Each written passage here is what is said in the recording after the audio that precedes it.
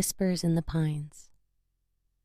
Many of you know by now, I come from a very weird town, but what happened to me all those years ago at this resort meant for fun changed my perspective of this town.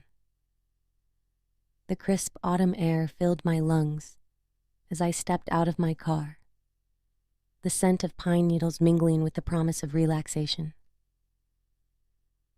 The Moonlight Pines Resort, nestled in the heart of the dense forest, beckoned with its promises of escape and tranquility.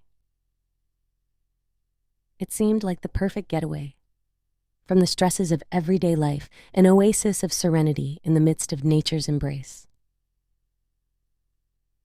The resort's grand entrance greeted me with towering pine trees lining the driveway, their branches reaching out like ancient fingers, ready to weave tales of the forest's secrets. The main lodge stood ahead, its architecture blending seamlessly with the natural surroundings. As I approached, the heavy wooden doors swung open, revealing a warm, inviting interior. A friendly receptionist named Emily handed me a brass key with a small pine cone-shaped keychain. "Room 237, sir. You'll find it on the second floor, overlooking the forest. Enjoy your stay at Moonlight Pines." With a smile, I thanked her and headed towards the elevator. As the doors closed, I couldn't shake the feeling of being watched, but I dismissed it as a byproduct of my overactive imagination. The hallway on the second floor was dimly lit, casting eerie shadows along the walls. Room 237's door creaked open as I inserted the key, revealing a cozy and well-appointed suite. The large window offered a breathtaking view of the pine forest below, the moonlight casting an ethereal glow on the swaying branches. The first night at Moonlight Pines was peaceful. I fell asleep to the soothing whispers of the wind rustling through the trees. However, as the days went by, a subtle unease began to settle over me. The atmosphere shifted from tranquil to tense, as if the forest itself held secrets it wished to share. One evening, as I strolled through the resort's expansive grounds, the pines seemed to whisper in a language only they understood. The wind carried words that sent shivers down my spine, though I couldn't decipher their meaning. I tried to dismiss it as a trick of my imagination, but the feeling of being watched intensified. That night, as I lay in bed, the room took on an oppressive aura. Shadows danced along the walls, and the wind outside howled like a mournful spirit. Just as I was about to dismiss it all as paranoia, a faint tapping echoed through the room. It was rhythmic, deliberate, and seemed to come from the window. Reluctantly, I approached the window and pulled back the heavy curtains. The moonlit forest greeted me, but something was off. Among the trees, dark figures moved silently, their shapes undulating like shadows. Panic set in, and I stumbled back, my heart racing. The next day, I decided to explore the resort in search of answers. Moonlight Pines, once a haven of peace, now felt like a labyrinth of secrets. The staff seemed oblivious to the unsettling undercurrents, their smiles masking an unease that lingered just beneath the surface. In my quest for understanding, I stumbled upon an old photograph in the resort's library. Dated decades ago, it depicted a group of people clad in outdated clothing, their eyes hauntingly familiar. Among them was a figure that sent a chill down my spine. A man who bore an uncanny resemblance to me. The library's ancient books held tales of an ancient curse, whispered to be tied to the very soil on which Moonlight Pines stood. Legend spoke of a vengeful spirit, wronged in life, and seeking retribution from those who dared intrude upon its domain. Determined to uncover the truth, I delved into the resort's history. It turned out that Moonlight Pines had been built on the remnants of an old village, long forgotten by time. The village had fallen victim to a mysterious affliction, and its inhabitants had vanished without a trace. With a sinking feeling, I realized that the figure in the photograph bore the same name as mine. A distant ancestor, perhaps. The curse seemed to have latched onto my connection to the village, weaving a web of darkness around me. As the days passed, the whispers in the pines grew louder, their voices reaching a fevered pitch. Shadows danced with malevolent intent, and the tapping on the window became incessant. Sleep became a distant memory, replaced by haunting dreams that blurred the lines between reality and nightmare. Desperation drove me to seek the help of a local historian, Mrs. Thompson, who knew the secrets of Moonlight Pines. With a knowing gaze, she shared the tragic tale of a wronged spirit seeking redemption, trapped in the endless cycle of revenge. Mrs. Thompson guided me to a hidden chamber beneath the resort, where ancient symbols adorned the walls. The air was heavy with the weight of the past, and a sense of foreboding clung to the space. She explained that the curse could only be broken by appeasing the restless spirit, allowing it to find peace at last. Armed with newfound knowledge, I embarked on a journey to unravel the mysteries of the ancient village. Guided by the whispers in the pines, I discovered a hidden burial ground deep within the forest. The gravestones bore the names of the long-forgotten villagers, their souls trapped in limbo. With each step, the forest seemed to come alive, revealing memories of a time gone by. The spirit of the wronged man from the photograph led me through the shadows, recounting a tale of betrayal and tragedy that had condemned him to an eternity of torment. In a clearing, surrounded by gnarled trees, I uncovered the truth behind the curse. A solemn ritual had been performed centuries ago, sealing the fate of the village and its inhabitants. The spirit, once a man of flesh and blood, had been betrayed by those he trusted most. Driven by a newfound purpose, I embarked on a quest to break the curse and free the tormented souls. The ancient symbols in the hidden chamber served as a guide, and with each carefully executed step, the air crackled with energy. The whispers in the pines reached a crescendo, echoing the agony of the past. As the final symbol was etched into the stone floor, the forest fell silent. The shadows retreated, and the wind ceased its mournful wail. A blinding light enveloped the clearing, and for a moment, time itself seemed to stand still. When the light subsided, the forest appeared different, revitalized, as if the curse had lifted. The spirits of the long-lost villagers, finally at peace, faded into the ether. The wronged man, his eyes filled with gratitude, nodded before dissipating into the air. Returning to Moonlight Pines, the once oppressive atmosphere had lifted. The pines whispered words of gratitude, and the shadows that once clung to the corners of the resort retreated. The staff, once trapped in a facade of normalcy, now wore genuine smiles, their eyes reflecting a newfound serenity. As I checked out, Emily, the receptionist, handed me a small pinecone-shaped keychain. "A token of appreciation for breaking the curse, sir. Moonlight Pines is forever grateful." Her words carried a weight of sincerity, and as I left the resort, the whispers in the pines seemed to echo a chorus of thanks. Driving away, I glanced back at Moonlight Pines, the grand facade now bathed in the warm light of a new beginning. The ancient forest, once a realm of darkness, now held the promise of renewal.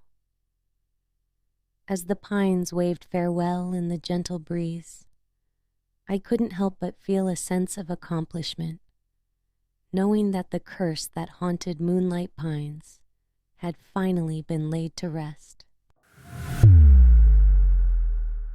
I starred in workout VHS tapes in the early 90s. Then something terrible happened. Yeah, you know the VHS tapes I'm talking about.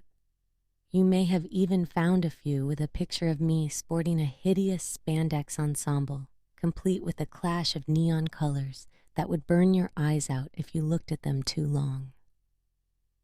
The early 90s was a hell of a time. These tapes were more than likely found buried deep in your mom's closet, usually hidden underneath a 20-year-old pair of cross trainers and an aerobic stepper that never served to be anything more than a dust farm. We sold the dream of getting buns of steel in your own home for a modest price of, get this, $59.95 in 1991. I'm no economist, but if you're interested in finding out what that would cost today, be my guest. At the time, I was 26, living the life of my dreams, and in the best shape I'd ever be. I was far too young, and my proverbial glasses were much too rosy to realize the product we were dishing out, and with great volume, was nothing more than a predatorial VHS preying on post-pregnancy mothers and women with low self-esteem.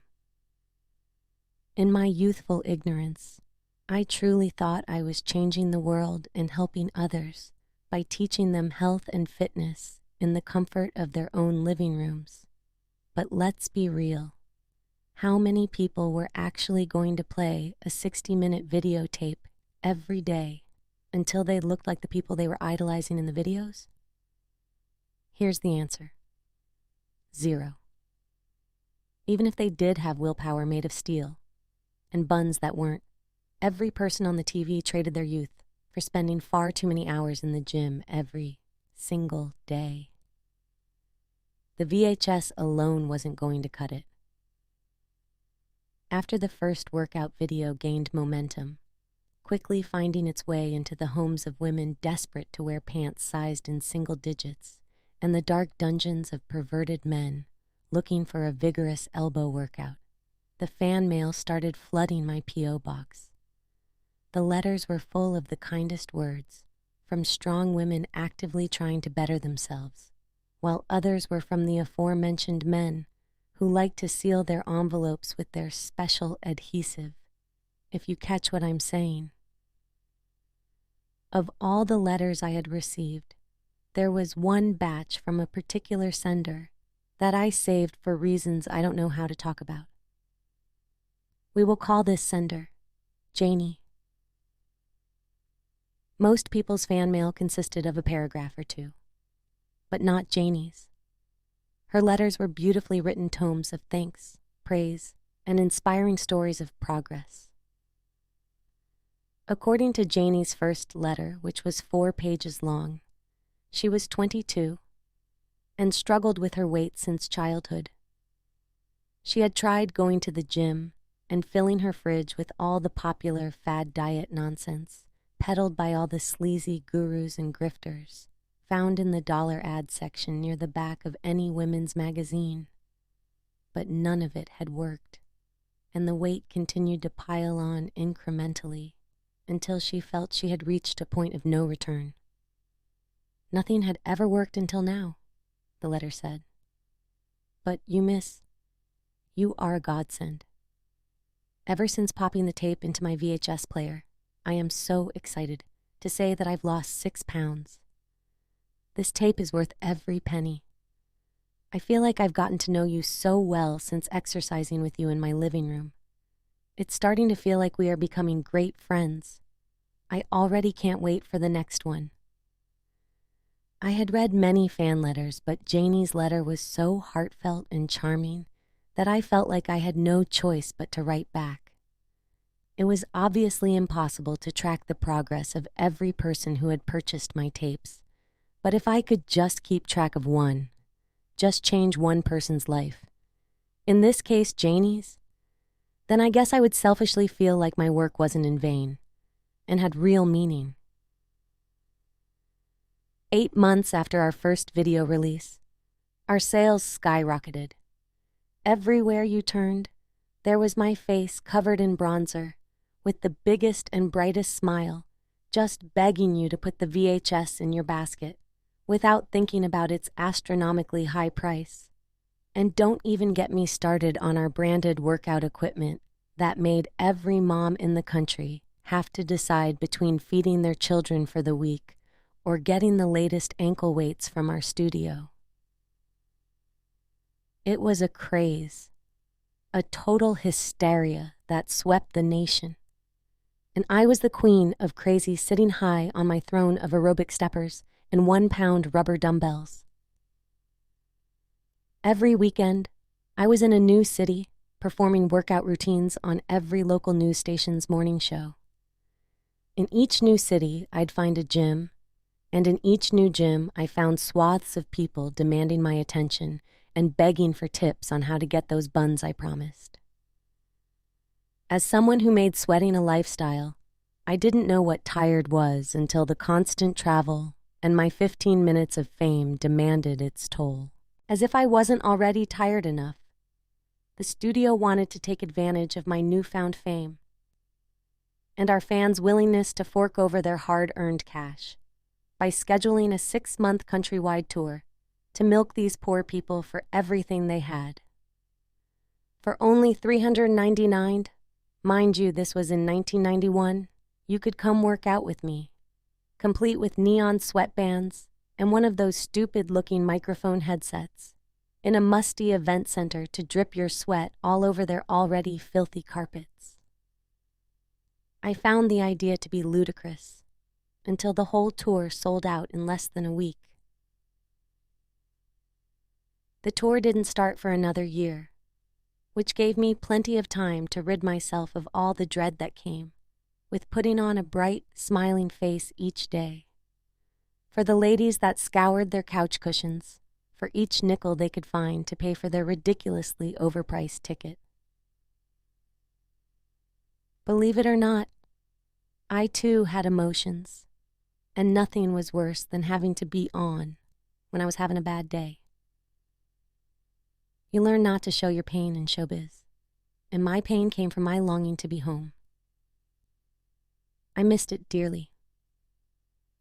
I missed my friends, my mom and dad. Everything that was truly important to me had been left behind to chase this dream I stumbled upon. The only thing that had kept me going were my letters from Janie. Each time I got to go home, I went to the post office to collect my mail. Sure enough, there was always a bushel of letters waiting for me. I'd sift through the mix, discarding the majority of letters while looking for Janie's. As much as I was motivating her, this random girl was motivating me. Her letters, rich with stories of victories and triumphs, made me want to press forward. Hey girlie, just wanted to give you another update. I've lost a total of 13 pounds. I didn't think it was possible, but I'm actually doing it. They said Michelangelo would look at a hunk of rock and see the beauty inside it, and chipped away piece by piece until the world could see the beauty he saw. Now when I look in the mirror, I can see the beauty. Still a ton of rock to chip away. But it's like you're my Michelangelo and I'm your rock. I'll have people gawking at me in no time. P.S. I heard about your tour. I already have my tickets. I can't wait to meet you, St. Louis. Janie. I by no means consider myself a Michelangelo, but in an odd way, Janie was my rock. Janie was my beacon of hope. My hope being that if I made such an impact on her life, I was making an impact on many others. Throughout the year leading up to the tour, Janie and I became great pen pals. I looked forward to her letters so much that I'd share the address of the hotels I was staying in, so I didn't have to wait until I got home to read her encouraging words. "You're making women across the country feel so good about themselves. My chin has never been higher. You're kicking so much ass out there. I had a friend record your routine on the Cleveland Morning Show and ship it to me. Girl, you look so good. Keep up the great work. I know you're exhausted from all the travel, but keep this in mind. What you're feeling is what it feels like to change the world.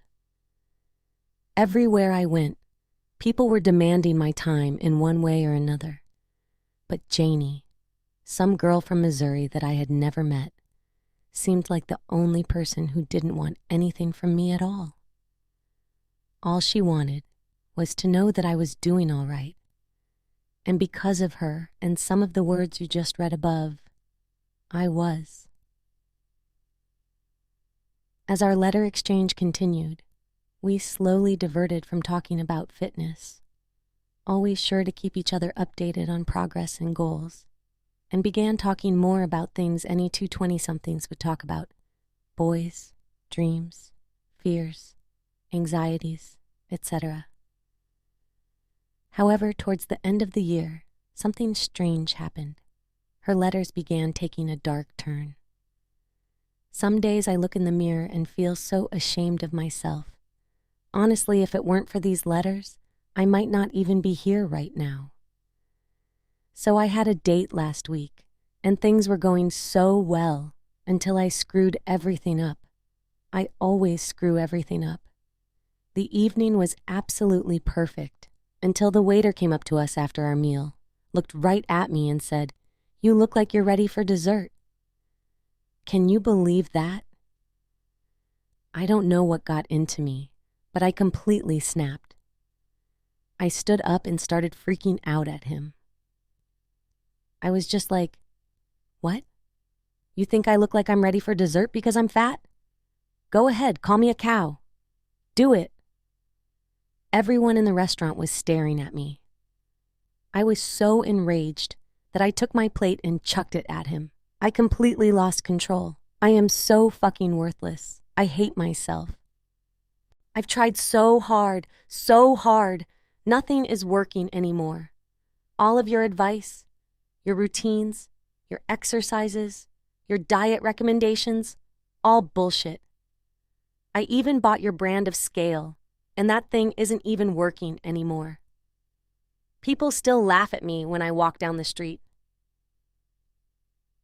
I am still spilling out of my clothes. You're a liar, a scam artist. This is my last letter. Have a good life. I couldn't believe what I was reading. Up until that awful string of letters, she always sounded like the sweetest human. I was so used to reading words of positivity, but these read like they were written by a completely different person. Some paragraphs being indecipherable due to multiple lines of running ink on the tear-soaked paper. To some degree, I felt responsible. If only I had a number to call, or a hug to give. God, how I had hoped she wasn't going to do what I thought she was going to do. I immediately grabbed my pen and paper and began writing her, careful not to saturate the letter in tears of my own. It was just a rough patch that everyone goes through. I've had a few of them myself. I thought of every positive word of encouragement known to the world as I drove my pen deep into the paper. I needed her to be okay. After 2 weeks without hearing from her, I decided to pick up the phone and contact the St. Louis Police Department and ask that they do a wellness check on Janie. For 4 hours, I sat in my living room staring at my phone until the ringer made my heart crawl into the back of my throat. I wasn't ready to hear them tell me my own horror story that was playing through my head. The police said they went to her house and made contact with Janie, however. They made sure to mention that she wouldn't let them inside. She kept telling them to go away and that nobody needed to see me like this. My heart was completely broken. I had been there. I was once that girl who hated the way she looked, embarrassed because my body carried a few more pounds than the women emblazoned across any advertisement the eyes could see. This was my opportunity to make a serious change in someone's life, and there wasn't any time to waste. The first time I was able to sleep since hearing from the police was during my flight to St. Louis. It had been 3 days since I had gotten the call. I was so tired that I didn't even make it through the takeoff and was the last person on the plane when the flight attendant gently pulled me from my sleep, saying with a smile, "Unless you want to come with us to Tallahassee, now's your chance to get to where you were going." I grabbed my carry-on from the overhead and dashed out of the plane. The airport is one of few public places you can sprint without people batting an eye, and thank God for that, because I was hauling. By the time I got outside and hailed a cab, I was glistening with sweat and forcing air deep into my lungs. "Where to?" asked the cab driver. I gave him the address, and he pulled out into the long line of stop-and-go vehicles, all fighting to get home. Getting out of the airport was a grueling battle of inches. All I could see was what I imagined Janie's face to look like, completely saturated in tears that were piercing through her umbrella of self-shame. With a sense of desperation and hope that just one hug could change someone's life forever, I held myself in my own arms, visualizing the tender embrace I was going to give to my pen pal. "Hey," said the cab driver, "aren't you that girl from those exercise tapes?" I couldn't escape it. "Please don't be a pervert. Please." "No," I chuckled, "but that's not the first time I've been asked that." The cab driver kept eyeing me up. No, that's definitely you. Wow, my wife had me buy your tape and your whole little kit for her birthday. I'm a terrible liar. I guess I'm busted. You got me. How's her fitness journey coming along? Well, everything I bought her journeyed its way right into the closet. I think she used the stuff twice. Has this what my work has come to? Was I just another fad? A guru taking advantage of other people's insecurities? No, it couldn't be. One of those people wouldn't fly across the country to check on a loyal follower. I was better than that, I think. The cab ride was about 20 minutes, and for 18 of them, all this guy did was ask me about my work and if I ever planned on coming out with a tape that's a little more revealing. When we finally pulled up to Janie's house, I was relieved to exit the cab, but was instantly hit with dread when I saw Janie's front door and couldn't stop myself from wondering what I would find on the other side. Where I was, with one foot on the ground and the other in the cab, was some sort of hellish purgatory, pulling me both ways in a battle to decide which foot to lean into. I felt crazy for what I was about to do. After taking a deep breath, I headed towards the door and rang the bell. If heartbeats were seconds, I would have stood there for 10 minutes in the amount of time it would have taken an apple to fall from a tree. My throat was so dry from my nerves that when I called her name through the door, it came out as a hoarse cry, barely above a whisper. The weight became unbearable as terrible images of what she could have done to herself flooded my brain. I turned the knob and slowly peeked through the door. "Janie?" I called again. Nothing. Every part of me told me to bail, except for my right foot, which dragged me into the house. With each step I took, glass crackled underneath my feet. On the floor, and a few barely hanging from the walls were shattered picture frames. I picked up a couple to take a look, and what I saw took me by complete surprise. In the frames were pictures of Janie, but the pictures certainly weren't the same Janie that were described in the letters. Janie was stunningly gorgeous through and through. Her dark, loosely curled hair draped over her strong shoulders, and her hands were placed on her narrow hips in a power pose that was highlighted by her strikingly blue eyes. She looked like she could be on the covers of fitness tapes.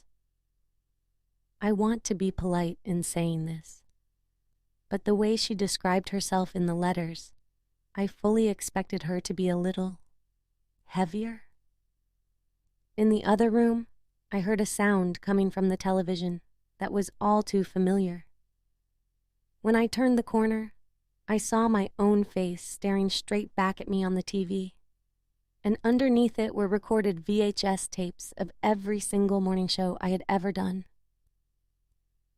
On every wall were posters of me, some with Janie's face cut out and glued over mine. The room stunk of sweat, and the wet carpet beneath my feet seemed to be the source. Squat, turn, and feel the burn, and squat, turn, and feel the burn, my voice said through the TV. That's when I heard the crying. Janie, I said again. Janie, it's Amanda. Are you all right? Where are you, babe? I worked my way down the hall and followed the sounds of the cries. With each step I took, the cries became more intense. I peeked through each open door looking for Janie when a stench slapped me in the face. One of the open doors was to a bathroom. The mirror was literally everywhere except for the wall, its tiny shards edged with blood that trailed down the hall. The toilet was overflowing with vomit. Oh my God! Janie! I screamed as I followed the trail of blood to the closed door at the end of the hall. When I opened the door, air shot down my windpipe so fast that I nearly blew out the bottoms of my lungs. The air quickly rebounded and traveled out the way it came, this time as a shriek that would have cracked any unshattered glass left in the house. Janie stood in front of me, completely naked with one hand poking at her stomach, and the other grabbing at the few strands left of her once beautiful head of dark hair. She stared at me with her yellow sunken eyes, her cheeks so gaunt I could see the outlines of her teeth. Even in the low light, I could see her heart beating in her sunken chest, her skin so white and thin that the spaces between her ribs looked like shadowed valleys of darkness. Her shaking knees, that looked like nothing more than two beads dangling from two pieces of thread, produced a clacking sound I will never forget, no matter how badly I'd like to. Standing across from me, a once beautiful girl had mutated herself into something alien. Janie! I screamed as I ran to hold her in my arms before she keeled over. You get the hell away from me. Her voice was weak. You're nothing but a fraud. I trusted you. Janie, I'm taking you to the hospital. You're not taking me anywhere. I'm done with your help. I did everything you said, did every workout you've ever recorded, ate every meal you ever recommended. And guess what? It's all bullshit. None of it works. None of it. I stood there speechless. The weight just never came off, she said. The weight never came off no matter how hard I tried. I slowly inched towards her, and for every inch I gained, she took 2 away. I know you're not feeling well, and that's totally all right. We've all doubted ourselves from time to time, but we really need to get you to a hospital, all right? I promise you'll feel a lot better. I'm tired of your promises, said Janie. But can I make you a promise? Of course. Anything.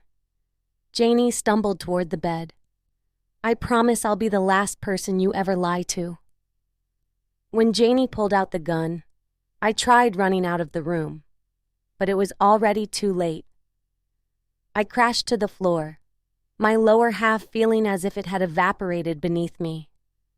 The last thing I remember was Janie on top of me, with her pistol pointed directly at my face. Her cold, malnourished body, being what I now imagine as the flesh hiding underneath death's cloak. The next day, I woke up in the hospital. The good news was that I was alive. The bad news was that the bullet went straight through my L4 vertebrae, leaving me without function of my legs. Until I got answers, I sat in the hospital bed alone, wondering why Janie didn't finish me off. According to the police, she was dead on arrival. The autopsy would later show that she died of heart failure moments before the point in which my story would go untold. One of the hardest things I've ever had to do was relive that moment in my life, but I believe the message is worth sharing. You may be wondering, do I hate Janie? I think about it, and I think about her every day, and the answer is no. I hate the things in the world that created Janie and will continue to create Janies. I hate the monster I created. I've seen the way people manipulate women's bodies with Photoshop and plaster them all over social media, ultimately creating a deep desire that can't be achieved. I know there are women and men out there right now who look in the mirror and struggle to love themselves, but I am here right now to tell you to love yourself.